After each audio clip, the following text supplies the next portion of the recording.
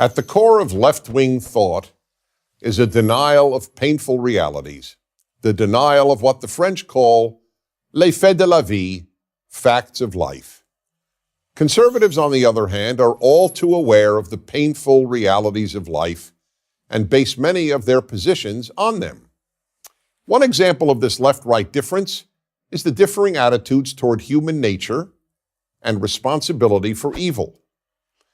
When liberals blame violent crime on poverty, one reason they do is that ever since the Enlightenment, the left has posited that human nature is good. So then, when people do bad things to other people, the left argues that some outside forces, usually poverty, and in the case of non-white criminals, racism, are responsible, not human nature. Why?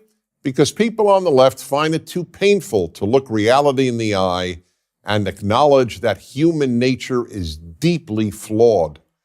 Another fact of life that the left finds too painful to acknowledge is the existence of profound differences between men and women. There is no other explanation for the denial of what has been obvious to every previous generation in history, that men and women are inherently different. This denial is certainly not the result of scientific inquiry. The more science learns about the male brain and the female brain, not to mention male and female hormones, the more it confirms important built-in differences between the sexes.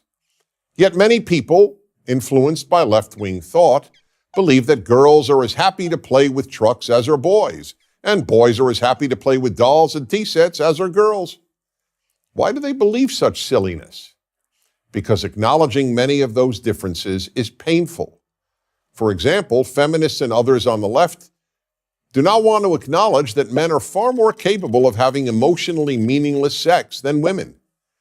Therefore, feminism has taught generations of young women that they are just as capable of enjoying emotionless sex with many partners as are men.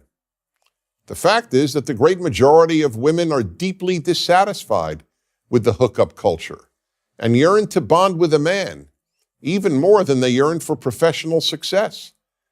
But feminism came up with the famous and false phrase, "A woman without a man is like a fish without a bicycle," to counter the painful reality that most women feel incomplete without a man in their life, just as, I might add, most men feel incomplete without a woman. Ironically, however, most men have no trouble acknowledging this. This is what the notion of political incorrectness is all about. The very definition of politically incorrect is a truth that people on the left find too painful to acknowledge and therefore do not want expressed. To cite yet another example, why are many young black males in prison? The reason is too painful for the left to acknowledge, and therefore it is politically incorrect to say it. Young black males commit a disproportionate amount of violent crime. And why are there speech codes on virtually all college campuses? Because the left doesn't want to hear facts or opinions that cause them pain. That's why the left developed what it calls trigger warnings. A trigger warning, as defined by the Oxford Dictionary, is, quote, a statement at the start of a piece of writing, video, etc., alerting the reader or viewer to the fact that it contains potentially distressing material, unquote. That's why the left constantly speaks about being made uncomfortable and about feeling offended. Being made uncomfortable or feeling offended is, after all, painful. Take the left-wing bumper sticker idea, war is not the answer. The painful truth is that war is often the only answer to great evil. Nazi death camps were liberated by soldiers fighting a war, not by peace activists or by peaceful dialogue with the German regime.